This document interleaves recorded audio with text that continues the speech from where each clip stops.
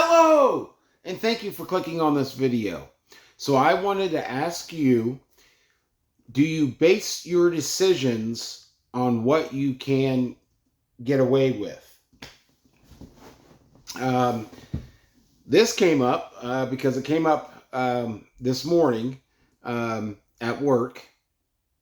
And so I was talking to my manager about the situation, and it was a good conversation. It wasn't like there was anger or anything, but it really led to this question, okay? Um, and it's really important. And I've kind of touched on it, but not specifically focused on it. And so I wanted to ask you, do you base your decisions on what you can, quote, get away with? Um, I know I've had that mindset at a younger age, and I think many people do. But that is one of the great deceptions that the enemy uses. Okay, um, you know, uh, like I've heard phrases like, who's going to find out, or who's going to know, or how they'll know, how do they know it'll be me, or stuff like that. Okay, where it's not the right thing to do, but you think you can get away with it. Okay, it's not something that comes from a place of love, but you think you can get away with it. It's selfish, but you've closed your heart off to others. Okay. And as a side note, too, about this, I want to bring up the fact that there are no strangers. I know individually, and I'm the same way. I mean, you care more about people in your life that you know, like your family and friends, maybe than people that you've never met. But that's easy to try to disconnect yourself from that, right? But in the bigger picture of things, you might say the big picture, but I'm talking about the bigger picture of things. We're all children of God. God created every one of us, and for a purpose. And so what you're doing is you're actually going against God. Okay, it's just like what our Lord said. What you've done unto the least of man, or whatever, you've done unto me. And that's true, because we don't understand God's perspective, but just think for a moment that he loves everyone infinitely. So he loves everyone the same. Okay. There's definitely, we all, please him in ways and don't please him in other ways. We're all unique, but he created us knowing that we would do that. Okay. So it doesn't change his love for any of us, if that makes sense.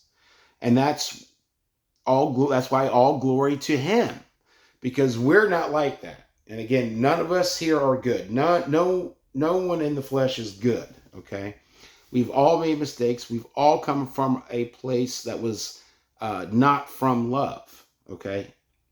We've all acted in that. So we're all guilty, which is why we needed our Lord Jesus Christ to do what he did, to conquer the world and to pay the price for us. Okay? So we can be with him in his kingdom that's 100% love, because we're not 100% love 100% of the time. Okay? That's kind of a side note here. So I want to get back to, do you make decisions based on what you can get away with? Because spoiler alert, we don't get away with anything. Okay? Our Lord knows all. Okay, he knows not just what is on the outside, like what we've done, but he knows the mindset, the reasons why, what was in our heart, our desires. He knows everything, and that's why only he is just. And as a side note, that's why we need to trust in him and not necessarily seek justice for ourselves here, because he, leave vengeance is his, okay, saith the Lord, because only he really knows. Okay, he knows all. There's nothing he doesn't know. And but getting back to the question, because it's a big deception that the enemy uses to snare us, and we are unaware of it. Most of us are unaware of it because you don't get away with anything. Okay, the Lord knows everything, and all the whys and all the hows and all the reasons and all that behind it. Okay, so in a way it kind of goes with the parable. You can look at it this way, that Jesus was talking about the servant where his master left the house and left it in his care. And, did he, while he thought the master wasn't there looking, did he keep good care of it? Or did he just let it go and use his power for selfish reasons? It's kind of along the same lines here. Like, we have free will. We all have strengths and weaknesses. And are you using those for his will or your will? Does that make sense? Now, what I'm really meaning or referring to that is more of selfish reasons, okay, that don't come from a place of love. And the problem is the more you do that, the more because it is darkness. Whenever you are not love, you are creating darkness. And that's what you are in that moment. That's why I say you got to live in the moment and try to be love in every moment. It doesn't matter what you tell yourself, what illusions you create in your head about yourself, or what excuses you try to come up with. When you're face to face after this body, this temple ceased to function, and you're face to face with our Lord, enveloped. It's not like this world, enveloped in truth, enveloped in love, where there is no excuses, nothing to hide behind. And you are forced to face truth, face to face with God, because God is truth. You will experience what you create. You will experience how you affected others. You will feel and go through what they went through. Because that is pure justice. That's the only way to really be pure just. Okay? It's not like justice here on earth. We can't do that here.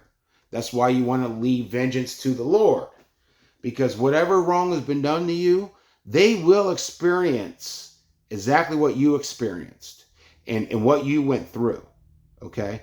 But they will do it on a more intense scale because they will literally have all blinders and excuses gone because you're literally enveloped in love and truth. Like there's no deception. But the thing is the flip side is true too, that you will experience it as well. Okay?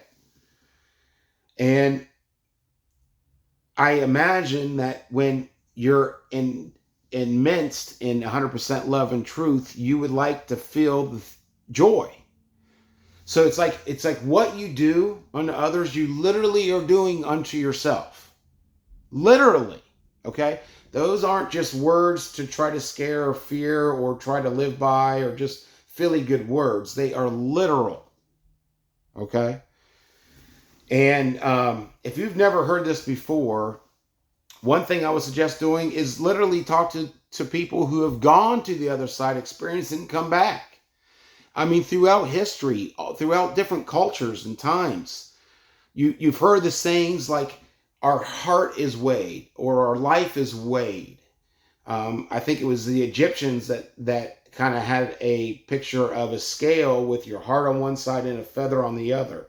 Was it light or was it heavy with badness, darkness? Or was it light as light? That makes sense. People say, there's a reason why people say I saw my life flash in front of my eyes. That's been really consistent throughout human history.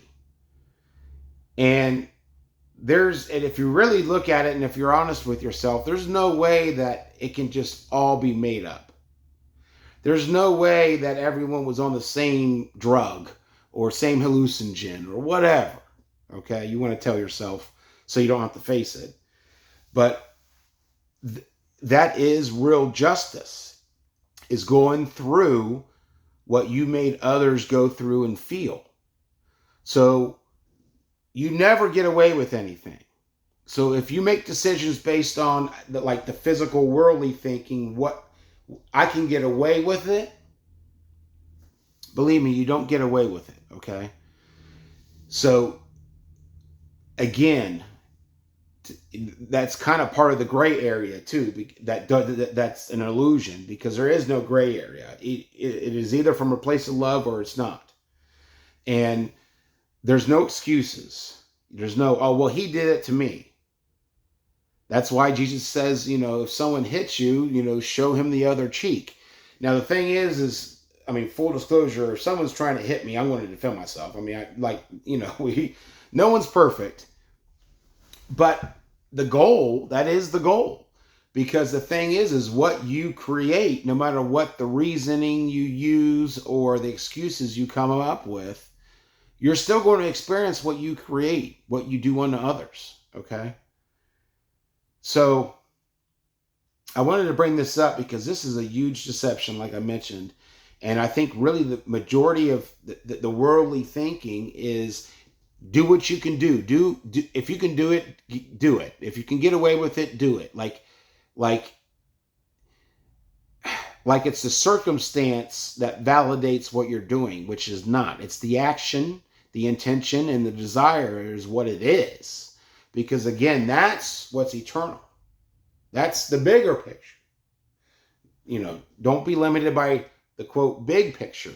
That's just the physical worldly thinking. Because again, we all are not good. So when you use man's measurements, you're not even including the full scale, if that makes sense. Okay? So I wanted to bring this up because this is very important. I'm gonna end this video here, but please comment below what you think about this, what your thoughts about it. Okay?